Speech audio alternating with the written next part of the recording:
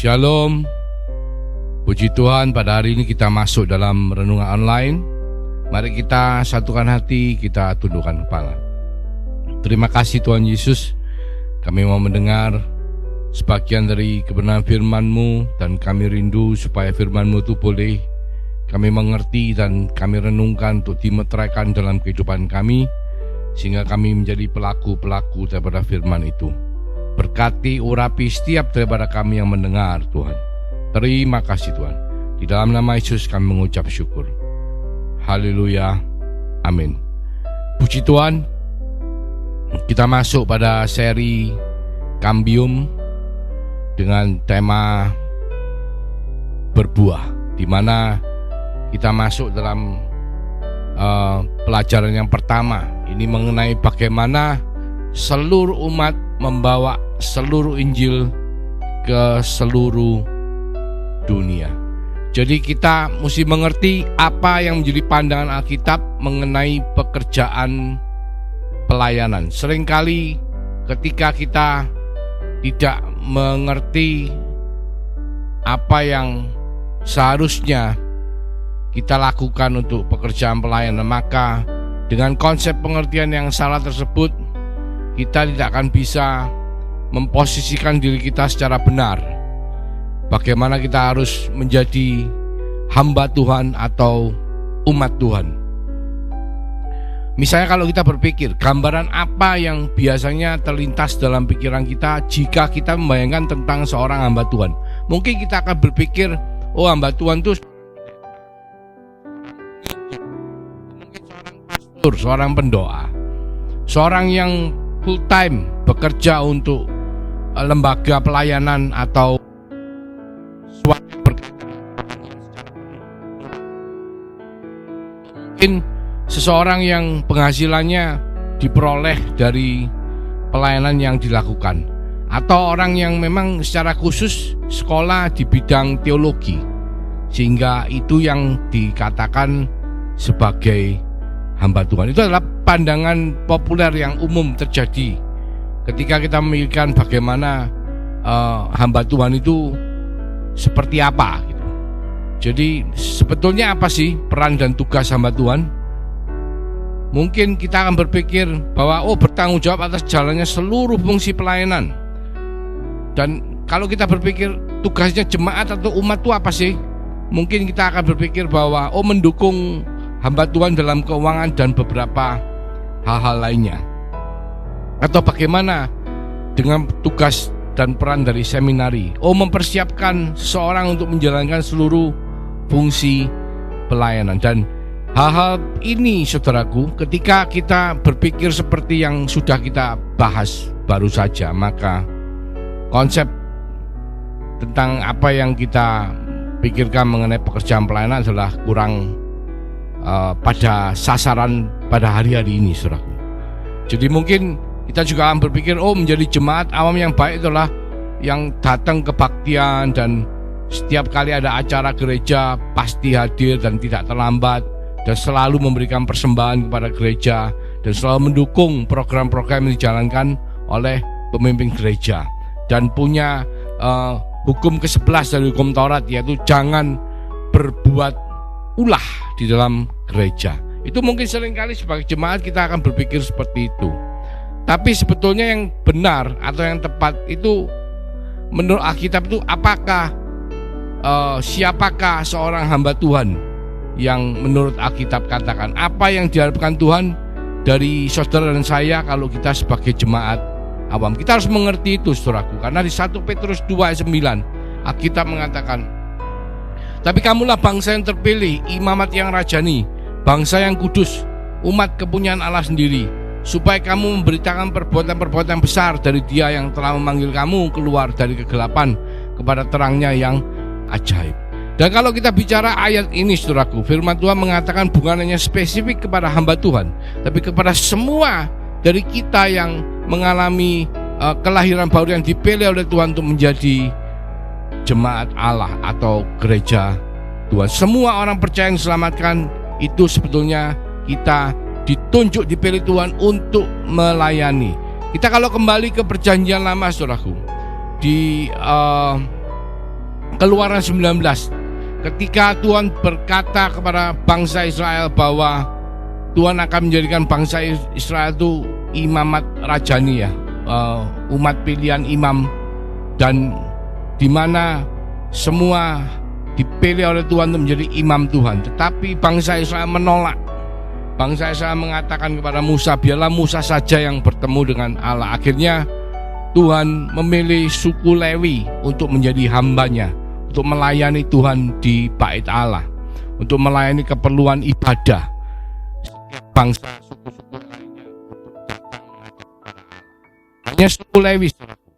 Tapi kita semua tahu ketika Yesus yang sebagai imam besar agung telah menyerahkan dirinya sebagai korban anak domba Allah, dan dia adalah imam besar agung yang menjadi imam yang mengorbankan dirinya sendiri agar supaya saudara dan saya menjadikan dia sebagai yang sulung, kita sebagai yang bungsu daripada yang sulung, yaitu imam-imam yang telah dipilih oleh Tuhan untuk menerima kasih karunia keselamatan karena kita beriman kepada Yesus.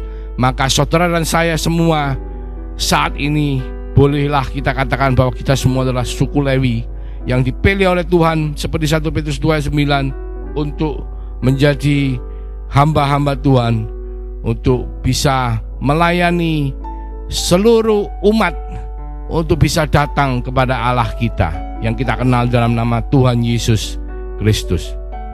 Bahkan di Konsili Vatikan II dikatakan gereja mulai diarahkan kembali pada pengertian Kristen yang benar dengan mengembalikan pada tempat yang sebenarnya dari keimaman semua orang percaya dan ibadah rohani yang harus dilaksanakan masing-masing orang percaya dalam kehidupannya sehari-hari. Jadi semua orang percaya itu adalah imam, dan kita semua harus melaksanakan ibadah kita dalam kehidupan kita sehari-hari, saudaraku.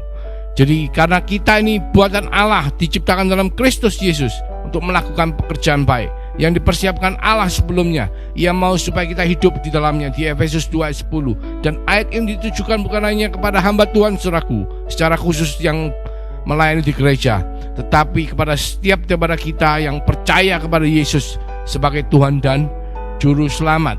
Kita semua ditunjuk oleh Tuhan untuk melayani. Seperti yang Peter Wagner katakan, dalam hidup ini ada hal-hal yang merupakan pilihan, ada juga yang tidak merupakan pilihan.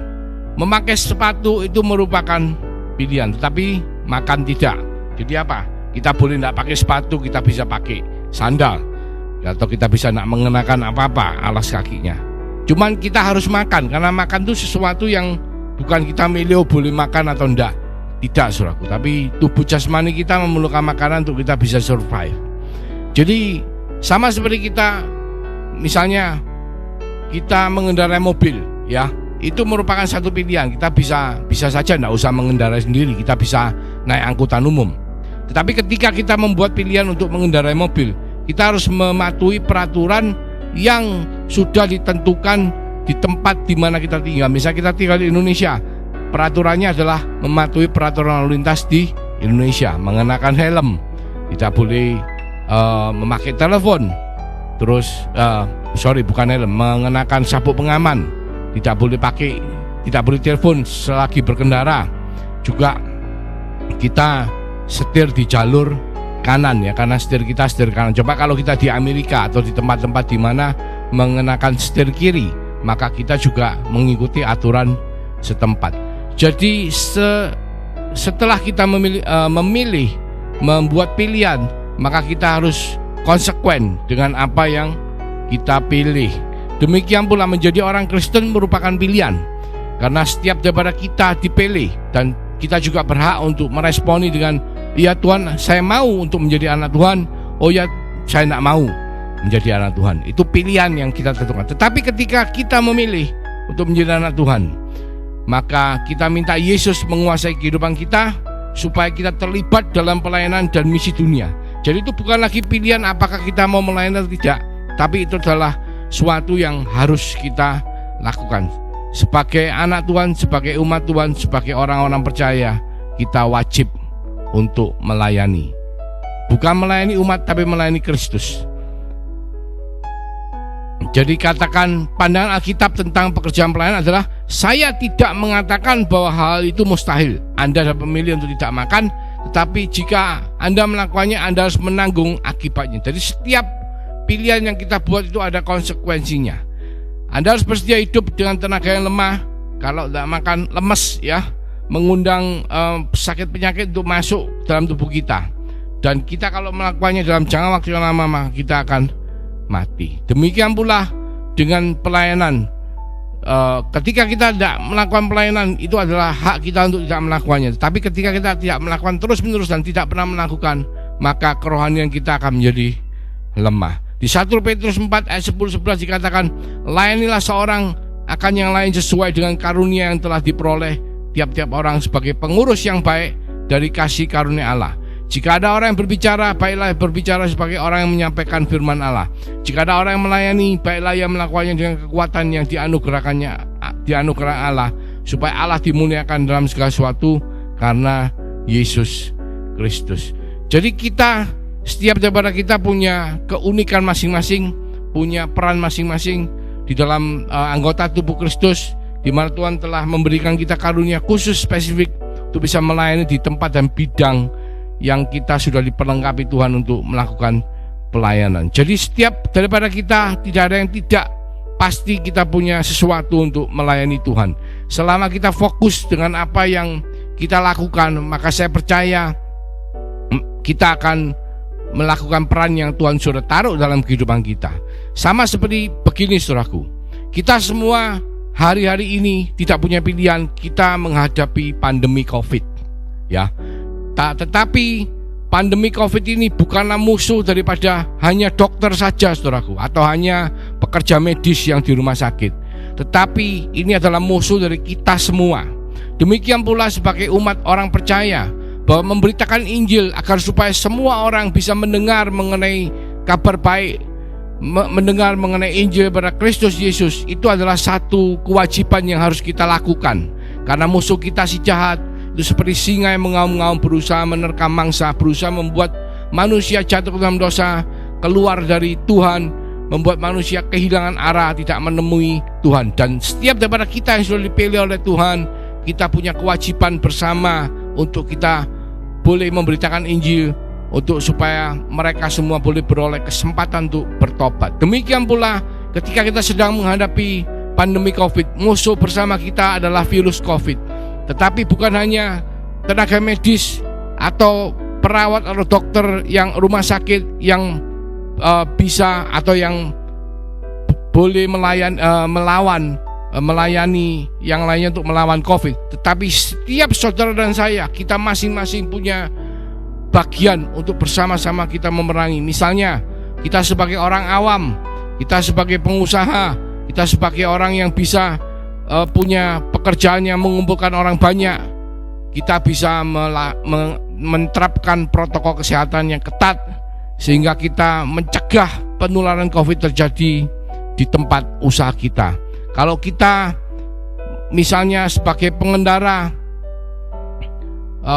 angkutan umum, kita akan juga boleh menerapkan protokol kesehatan supaya orang-orang yang naik di angkutan umum tersebut semua mengenakan masker.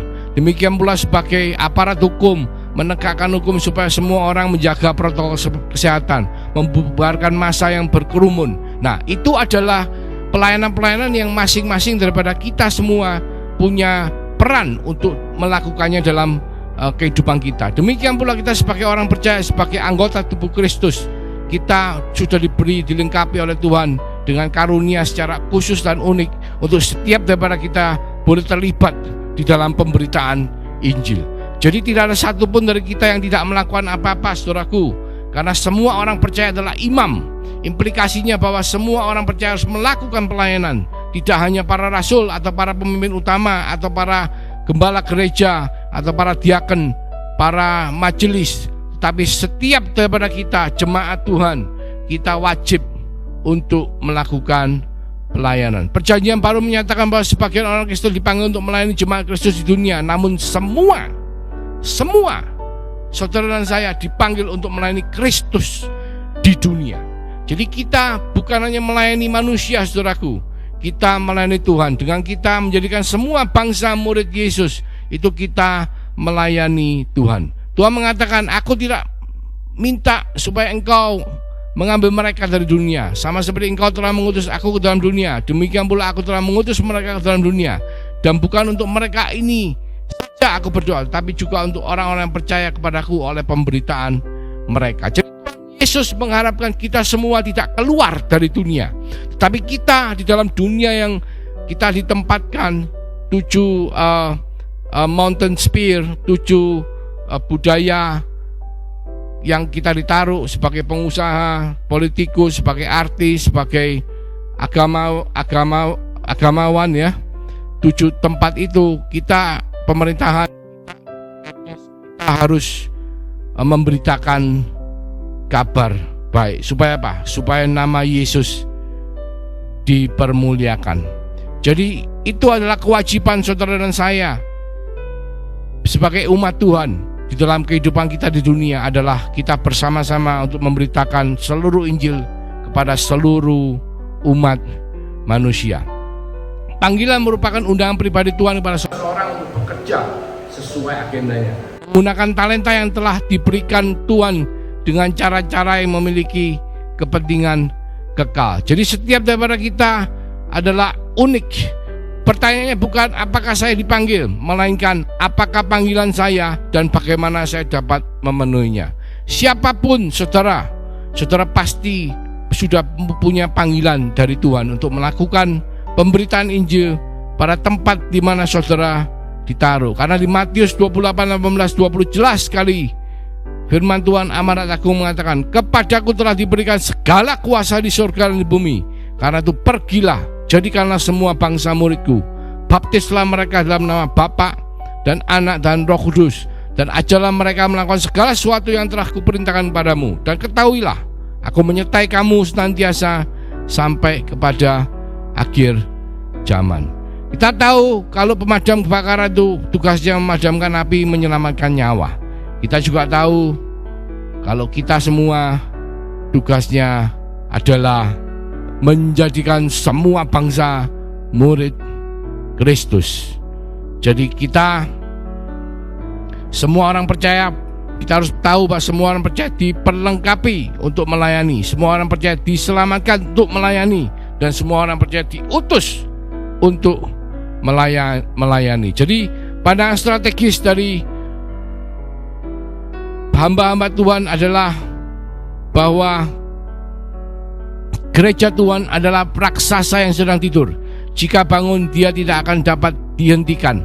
Jadi sebenarnya kita semua harus punya gambaran itu dalam kehidupan kita, dalam bidang-bidang yang kita sedang kerjakan di masyarakat, bahwa kita semua adalah potensi-potensi dari pekerja-pekerja Allah untuk memberitakan Injil, untuk bisa memenangkan jiwa-jiwa untuk kemuliaan Kristus Yesus. Jadi kalau kita misalnya mempunyai satu pandangan strategis sebagai jemaat yang baik, itu kita harus membawa orang mengenal Kristus, bertumbuh dewasa dan menolong orang lain di dalam pertumbuhannya dalam pengenalan akan Kristus. Dan kita juga harus mengenali panggilan pelayanan kita untuk supaya kita bisa bersama-sama sebagai umat Tuhan untuk memberitakan Injil, untuk melayani Kristus. Jadi jika reformasi pertama telah mengembalikan firman Allah kepada umat Allah, kita sekarang memerlukan reformasi kedua untuk mengembalikan pekerjaan Allah kepada umat Allah, supaya kita tidak mensegmentasikan hanya orang-orang Lewi atau yang kita kategorikan sebagai orang Lewi yang bekerja di bidang teologi, yang bekerja di bidang keagamaan, itu saja yang melayani. Tapi semua dari saudara dan saya, di semua bidang, kita semua harus melayani Kristus. Jadi pandangan strategisnya adalah tidak ada satupun dari kita yang boleh merasa bahwa bukanlah tugas kita untuk melayani, memberitakan Injil. Tetapi sebaliknya, bahwa kita semua harus siap untuk menjadi tentara-tentara Allah melayani Allah. Seperti di Perjanjian Lama ketika Tuhan menyuruh Musa untuk menghitung orang-orang Israel yang dewasa yang umur lebih dari 20 tahun yang siap untuk berperang. Demikian pula saudara dan saya, ketika kita dewasa, kita harus siap untuk melayani Tuhan, untuk memberitakan Injil. Dimanapun Tuhan taruh kita, di bidang pekerjaan apapun, status jabatan apapun, Tuhan mau kita sebagai tentara-tentara Allah untuk melayani Allah. Bagaimana menjadi pekerjaan pelayanan itu adalah hal yang penting juga. Ada 3D, doa, dana, dan daya. Kita bisa berdoa, mendoakan kebutuhan pekerja di ladang Tuhan supaya Tuhan mengirimkan pekerja-pekerjanya. Dikatakan di Matius 9 ayat 37-38, maka katanya kepada murid-muridnya, tuaian memang banyak, tetapi pekerja sedikit. Karena itu mintalah kepada Tuhan yang mempunyai tuaian supaya ia mengirim pekerja-pekerja untuk tuaian itu. Berdoalah saudaraku untuk pekerja-pekerja supaya Tuhan mengirimkan pekerja-pekerja untuk melakukan tugas pelayanan. Tuhan akan menggerakkan hati mereka yang kita doakan. Tuhan akan menggerakkan umatnya untuk memenuhi tugas-tugas pelayanan yang harus dilakukan. Yang kedua adalah dana, memberi dukungan pada pekerja di ladang Tuhan ataupun pekerjaan-pekerjaan yang harus dikerjakan di ladang Tuhan. Di 2 Korintus 8 ayat 14 dikatakan, maka hendaklah sekarang ini kelebihan kamu mencukupkan kekurangan mereka, agar kelebihan mereka kemudian mencukupkan kekurangan kamu, supaya ada keseimbangan. Memang tiap daripada umat Tuhan tidaklah rata, ada yang diberkati secara luar biasa, ada yang biasa-biasa, ada yang pas-pasan.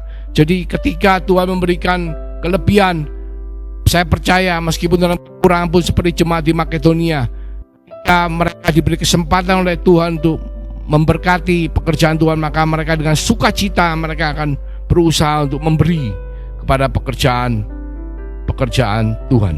Janganlah saudara ragu untuk menabur dan memberi dana kepada pekerja maupun kepada pekerjaan-pekerjaan Tuhan. Ketiga, terakhir adalah daya. Jadi bagaimana kita menyerahkan diri kita sebagai pekerja di ladang Tuhan. Dikatakan di Yohanes 12, 24, 25 dikatakan, aku berkata kepadamu, sesungguhnya jikalau biji gandum tidak jatuh ke dalam tanah dan mati, ia tetap satu biji saja. Tapi jika ia mati, ia akan menghasilkan banyak buah. Jerry White mengatakan, kita membuat komitmen lalu menyerahkan hasilnya kepada Allah. Sedikit banyak hal ini seperti menandatangani selembar blanko cek, lalu mempersilahkan Allah menuliskan jumlahnya. Dapat saja itu menjadi suatu petualangan yang menggentarkan, akan tetapi Allah tidak akan pernah menuntut kita lebih banyak daripada yang dapat kita berikan. Percaya bahwa Allah sudah memberikan rancangan yang terbaik untuk setiap daripada kehidupan kita, dan bersiaplah untuk menyediakan diri kita menjadi pekerja untuk melakukan rancangan Allah dalam kehidupan kita. Jim Elliot mengatakan, bukanlah bodoh seseorang yang melepaskan sesuatu yang tidak dapat dipertahankan untuk memperoleh sesuatu yang tidak dapat direbut daripadanya. Jadi jadilah orang-orang yang bisa dipercaya oleh Tuhan, menjadi 3D, doa, dana, daya, sebagai bagaimana kita bisa bersumbangsi di dalam pekerjaan pelayanan untuk seluruh umat. Karena kita ini buatan Allah, diciptakan dalam Kristus Yesus untuk melakukan pekerjaan baik yang dipersiapkan Allah sebelumnya. Ia mau supaya kita hidup di dalamnya. Sudahkah saudara dan saya terlibat dalam pelayanan secara khusus maupun secara umum, ataupun saudara masih belum terlibat sama sekali? Mari kita renungkan firman Tuhan. Mari kita ubah kehidupan kita supaya kita makin berkenan di hadapan Tuhan, mengenapi rancangannya dalam hidup kita. Mari kita tundukkan kepala. Terima kasih Tuhan untuk mengingatkan bahwa setiap daripada kita itu adalah umat-umat pilihan-Mu yang Kau percaya untuk memiliki talenta secara spesifik, di mana melalui talenta tersebut Engkau mengingatkan kami untuk melakukan amanat agung, menjadi peserta-peserta pertandingan yang ikut untuk melakukan kehendak-Mu di bumi, sehingga terjadilah apa yang Tuhan sudah rancangkan dalam kehidupan kami untuk ambil bagian dalam rancangan besar-Mu Tuhan. Berkati setiap daripada hati yang mendengar, telinga yang mendengar, supaya kami boleh bukan hanya mengerti firman-Mu, tapi kami melakukan firman-Mu dalam kehidupan kami. Supaya berkat yang Kau limpahkan dalam kehidupan kami Tuhan boleh dipakai untuk menjadi berkat, memberkati bangsa-bangsa. Mulai dari hari ini sampai Engkau datang yang kedua kalinya Tuhan, kami semua yang percaya di dalam nama Yesus Kristus, kami sama-sama mengatakan haleluya, amin. Tuhan Yesus memberkati.